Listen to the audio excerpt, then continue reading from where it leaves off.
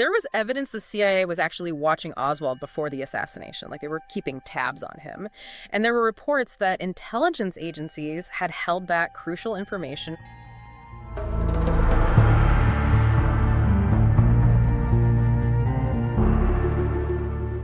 You're listening to the Untold American Podcast, hosted by Dean and Jess. It's your go-to show for uncovering the fascinating, bizarre, and untold stories of American history and news. Don't forget to like and subscribe, hit that notification bell so you never miss an episode of the stories you won't hear anywhere else.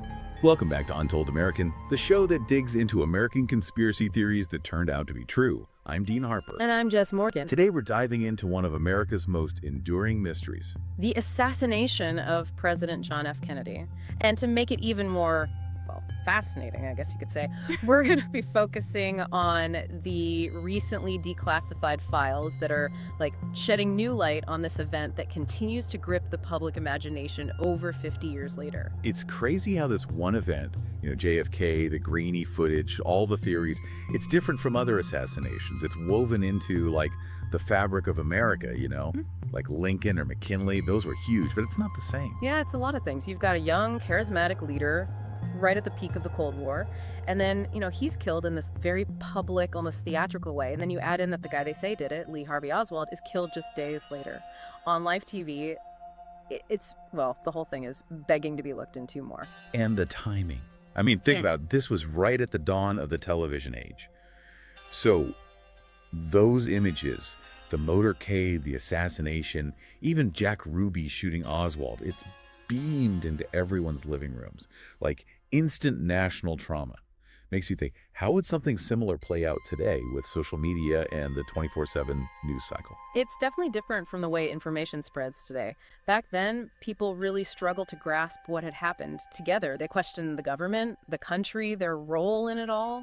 It's a really interesting way to see how media's changed and how trust has, changed too. So let's rewind a bit, back to Dallas, November 22nd, 1963. What was the energy like that day? Paint us a picture. Dallas was, buzzing. I mean, having the president visit was a huge deal. And here's something people don't realize. They actually published the motorcade route ahead of time. Like, can you imagine that today? In terms of security, that's just unthinkable. But back then, it meant that thousands and thousands of people lined the streets hoping to catch a glimpse of JFK. Wow, that's so different from today. Right. And that makes the tragedy even more amplified, Yeah, amplified. So walk us through the timeline, those key moments. Okay, so it's just after 12:30 p.m. The motorcade is making its way through Dealey Plaza, and then boom, shots ring out. The president is hit twice, once in the neck and then fatally in the head. Governor Connolly, who's riding with JFK, is also wounded. It's just pure chaos and panic. And it all happened so fast. It did. Within an hour, Kennedy is pronounced dead at Parkland Memorial Hospital. And then within hours, you have the arrest of Lee Harvey Oswald. Yeah, they catch him at the Texas Theater. And right away, he says something that becomes central to the whole conspiracy narrative. He says, "I'm just the patsy." Instantly, doubt sets in. It's just, captivating. And then, 2 days later, another twist. Jack Ruby, this Dallas nightclub owner, shoots and kills Oswald on live TV. I know, right? Millions of people saw it, and that just added to the feeling that something else was going on. Something big. Was Ruby connected? Was this a cover-up? All these questions just explode into the national conversation. Right, like what's really happening here? It was like this explosion. Remember, trust in the government was already kind of shaky. This just blew it wide open. It's similar to today with social media spreading information so fast, but that basic feeling of distrust, it feels, familiar. So with all this shock, disbelief, and conspiracy theories flying around, the government steps in and forms the Warren Commission. Right, and get this, it was headed by Chief Justice Earl Warren, and it included people like, former CIA Director Allen Dulles. It was like they wanted this commission to have ultimate authority. They had to investigate the assassination and give everyone the definitive story of what happened. They needed to calm things down. Wow. So a year later, they reach a verdict. Yep. Lee Harvey Oswald acted alone. 3 shots fired from the Texas Schoolbook Depository. Case closed, right? Well, that's what they wanted us to think. Yeah, right. But then they introduced this thing called the single bullet theory. It claimed that one bullet went through Kennedy's neck, then somehow hit Governor Connolly multiple times. People called it the magic bullet theory because, to be honest, it was hard to believe. It felt like a way to, force everything to fit together. Forced is a good word. Yeah. And it wasn't just the magic bullet that had people raising an eyebrow. Oh, no, not at all. Right away, you had people who were there saying they heard shots coming from different directions, not just the book depository. The Warren Commission tried to, dismiss these accounts, but the damage was done. People started to doubt. And then the Zapruder film enters the scene. This home movie, shot by Abraham Zapruder, captured the assassination in, gruesome detail. It showed Kennedy's head snapping back violently. That suggested a shot from the front, which totally contradicted the Warren Commission's whole story. It was like, oh, this is proof they're wrong. Yeah, this is where the journalists and investigators who didn't buy the official story really started digging. People like Jim Garrison, he was the New Orleans district attorney, started his own investigation. And later on, there was Oliver Stone and his movie JFK.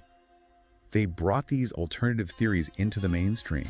They kept the public engaged in this whole search for the truth. It's a lot like how independent media and citizen journalists work today, using podcasts and social media to challenge official stories. It shows how powerful skepticism can be, and it shows that we as humans need to make sense of things that just, don't make sense. Right. We want the whole story. We do. So in 1992, we got the JFK Records Act. It basically made the government release thousands of classified documents related to the assassination. And then in 2023, President Trump ordered even more files to be released. Those releases were like, wow, a bombshell. Researchers, journalists, conspiracy buffs, everyone was poring over these documents, hoping to find the missing piece. Yeah, the key to unlock the whole thing. So what did they find? What did these new documents reveal? What was the government hiding? Some pretty big things. There was evidence the CIA was actually watching Oswald before the assassination, they were keeping tabs on him. And there were reports that intelligence agencies had held back crucial information from the Warren Commission. Can you believe that? They weren't even giving the commission all the info. Whoa, hold on. So they're watching this guy, but they didn't see this coming. What were they even doing? It's like a hurricane is coming, but you don't evacuate the coast. Right. It doesn't make any sense. And the files, they show all this this crazy web of surveillance, intercepted communications, even attempts to, infiltrate groups that Oswald was involved with. But there's still so much we don't know. What did they know about what he was planning? When did they know it? Were there signs they missed? Or even worse, did they bury evidence that would make them look bad? It's like like one of those spy movies where you get a glimpse of the bad guy's plan, but not the whole thing. Yeah, exactly. And those are the questions that have driven researchers crazy for decades. These new files, they give us some clues, but honestly, they just make it even more mysterious. And then there's the whole thing with the CIA being involved with the Warren Commission itself. Alan Dulles, the former CIA director, was a big part of it. That just screams conflict of interest, doesn't it? It's like letting the fox guard the hen house. It definitely raises some serious red flags about, was it fair? Was it transparent? Especially during the Cold War. The CIA, they weren't exactly known for being open and honest. They had secrets, ways of doing things, reputations. They had to protect it all. Which brings us to the question of what they didn't tell the Warren Commission. We know for a fact they held back information. It's like playing poker when you know what cards the other person is holding. Right, and why would they do that? Maybe to protect their sources, the way they do things. Maybe to avoid, more chaos during an already chaotic time. But it also makes you wonder, were they protecting themselves? If they knew what Oswald was going to do and did nothing, or if they were involved somehow, wouldn't they want to hide their tracks? Yeah, that's the scary thought, that the CIA wasn't just, incompetent, but that they were actually in on it. That's what fuels all the conspiracy theories. Exactly.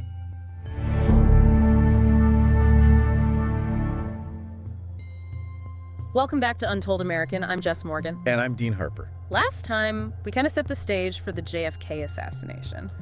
Yeah, we talked about the day it happened, the Warren Commission, and all those early doubts that just wouldn't go away. Right. And today, we're going even deeper. Deeper down the rabbit hole. We're going to zero in on the CIA and whether Lee Harvey Oswald actually acted alone like the government told us for so long. A lot of people don't believe that. I don't know. The CIA, they already had this reputation even before JFK for covert ops, regime change, all that shady stuff. Oh, yeah, for sure. And when you talk about the CIA and JFK, it just adds fuel to the fire. Totally. And don't forget, this was the Cold War. Yeah, peak Cold War paranoia. Everyone was worried about communists. Right. And Oswald himself, He had some pretty strange connections to that world, didn't he? He did. I mean, defecting to the Soviet Union in 59, living there for a few years, even marrying a Russian woman, and then coming back to the U.S. in 62, that alone would put you on the radar of any intelligence agency. Oh, absolutely. It's Yeah. like, was he on one side or the other? Exactly.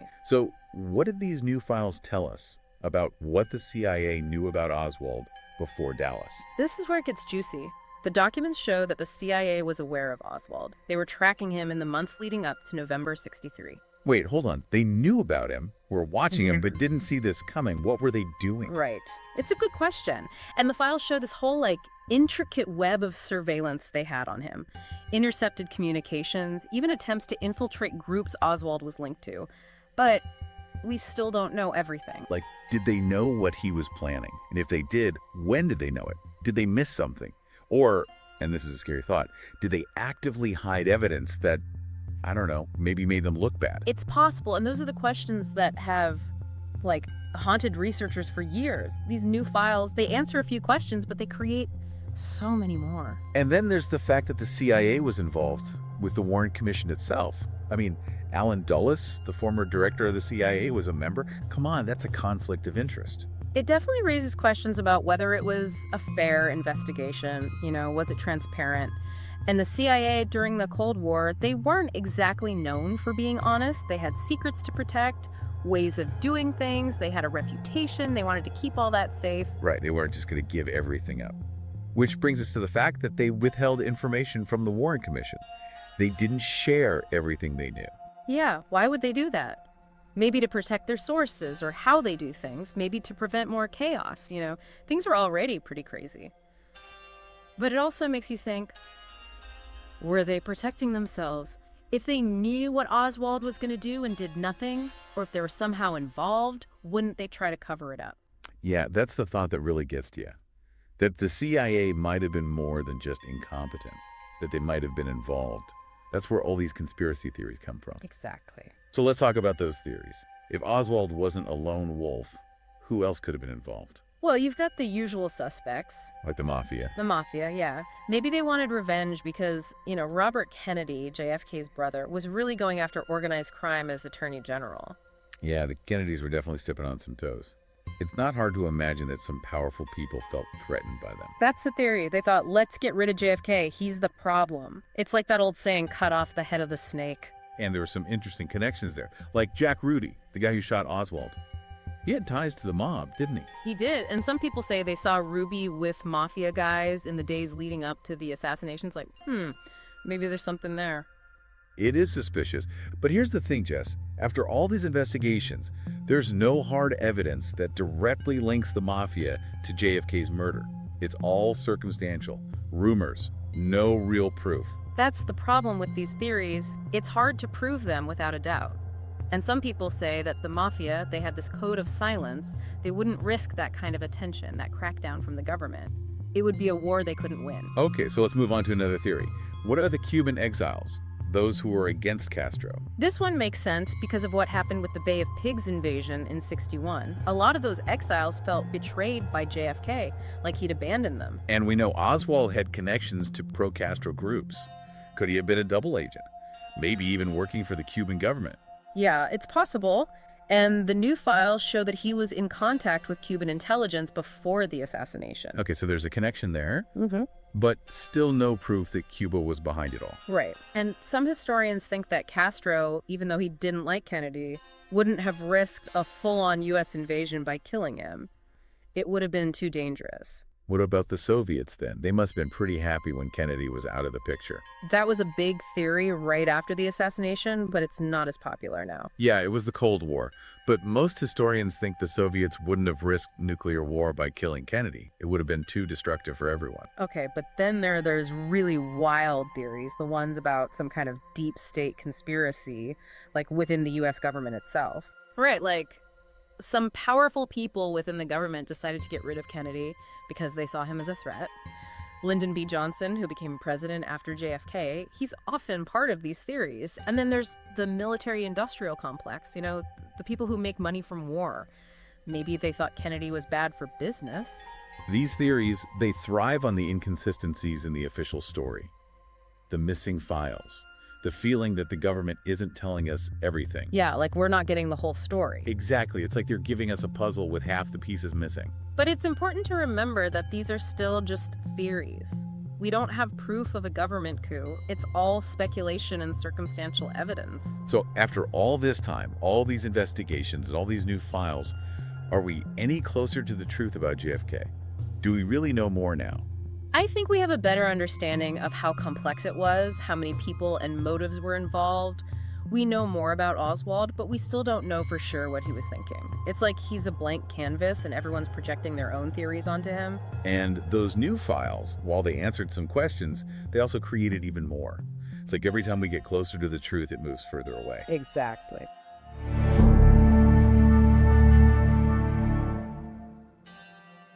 Welcome back to Untold American. I'm Dean Harper. And I'm Jess Morgan. Okay, so for the past 2 episodes, we've really been digging into the mystery surrounding JFK's assassination. Yeah, all the different angles, the official story, the CIA's involvement, and those lingering questions that just keep those conspiracy theories going. And today, we're tackling those theories head on. We are. We're going to break down the most popular alternative explanations for JFK's death. We'll look at the evidence, or the lack of it, and see what holds up. Sounds good. So let's start with one that never seems to go away, the mafia. Yeah, organized crime definitely had reasons to want to get rid of the Kennedys, right? I mean, JFK's brother, Robert, he was leading this huge crackdown on the mob as Attorney General. Exactly. The theory is that the big mafia guys, like Carlos Martello, Santo Trafficante Jr., they felt the pressure from the Kennedys. They wanted them gone. Right. They thought if we get rid of JFK, the problem goes away, like cutting off the head of the snake. That's a classic move. It is. And there are those connections that make you wonder. Like Jack Ruby, the guy who shot Oswald, he had ties to the mob. He did. And there are witnesses who say they saw Ruby with mafia guys in the days leading up to the assassination. It's like, maybe there's something to this. Yeah, very suspicious. But here's the thing. After all these years of investigations, there's still no solid proof that links the mafia directly to JFK's murder. That's true. It's all circumstantial. Just whispers and rumors. No real evidence. Exactly. And you have to remember, the mafia had a strict code of silence. Would they really risk that kind of attention? The huge crackdown from the government? It would be a war they couldn't win. Okay, so let's shift gears a bit. What about the theory that anti-Castro Cuban exiles were behind it? This one has some weight because of how JFK handled the Bay of Pigs invasion in '61. A lot of those exiles felt like he totally abandoned them. They felt betrayed. And we know that Oswald was connected to pro-Castro groups. Could he have been playing both sides, maybe even working for the Cuban government? Well, the newly released files do show that Oswald was talking to Cuban intelligence before the assassination. Okay, so there's a connection there, but again, is it enough to say Cuba was behind it all? Not really. Some historians argue that Castro, even though he didn't like Kennedy, wouldn't have been dumb enough to risk a full-scale U.S. invasion by killing him. It would have been like poking a bear. Right. So if it wasn't the mafia or Cuba, what about the Soviet Union? They must have been pretty happy when Kennedy was gone, right? I mean, it was a Cold War. That was a huge theory right after it happened, but it's kind of faded over the years. Really? Why? Most historians think that even though the Soviets and the U.S. were in this huge rivalry, they wouldn't have risked all-out nuclear war by killing Kennedy. It would have been devastating for everyone. Makes sense. So are we left with those deep state conspiracy theories? The ones about, like, a secret plot within the U.S. government itself? Yeah, those are the ones that get really interesting. Right. Like some powerful people within the government decided Kennedy had to go. Yeah, they saw him as a liability. A threat. Lyndon B. Johnson, who became president after JFK, he's a popular figure in these theories. And then there's the whole military-industrial complex angle. Those who profit from war. Maybe they thought Kennedy was bad for their business. And these theories, they just grow and grow because of all the gaps in the official story, the missing files, that feeling that the government is hiding something. It makes you wonder, what are they not telling us? Yeah, it makes you feel like we're not getting the whole story. Exactly. But it's important to keep in mind that, these are still just theories. We don't have any hard proof of a government plot to kill Kennedy. It's a lot of connecting the dots. But sometimes those dots might not actually connect. So after exploring all these different theories, all these different angles, are we any closer to knowing what really happened in Dallas? Did these new files actually help solve anything? I think what we do have now is a better understanding of how incredibly complex this event was. I mean, there were so many people involved, so many different motives. It's almost overwhelming. It's a lot to take in. It is. And we know more about Oswald now, but his true intentions are still kind of a mystery. It's like he's this blank slate that everyone projects their own ideas onto. And these new files, they did answer some questions, but they also raised a whole bunch of new ones. It's like every time we think we're getting closer to the truth, it moves even further away. Yeah, it's frustrating, isn't it? It is. So the JFK assassination remains one of the biggest unsolved mysteries in American history. The search for answers goes on, and honestly, I don't think this debate will ever truly end. It's become a part of our culture, this need to understand what happened, to find some kind of closure. I think that's part of what keeps it so fascinating. It forces us to realize that we don't know everything, that sometimes history doesn't have clear answers. It reminds us that the past, even when we think we understand it, can still surprise us and make us rethink everything we thought we knew. And maybe, in the end, that's the most important lesson we can take away from the JFK assassination. What do you mean? That we should always question, never just accept what we're told. Oh, okay. Like being critical thinkers. Yeah, and realizing that some mysteries might just never be solved. Makes you think. It does. As always, I'm Dean Harper. And I'm Jess Morgan. Thanks for listening. This has been the Untold American Podcast with Dean and Jess. Thanks for tuning in. We hope you enjoyed exploring these untold stories with us. Be sure to like, subscribe, and share this episode with fellow history buffs and curious minds. Don't forget to leave a review. Your support helps us uncover even more fascinating stories. Until next time, stay curious and keep discovering America's untold tales.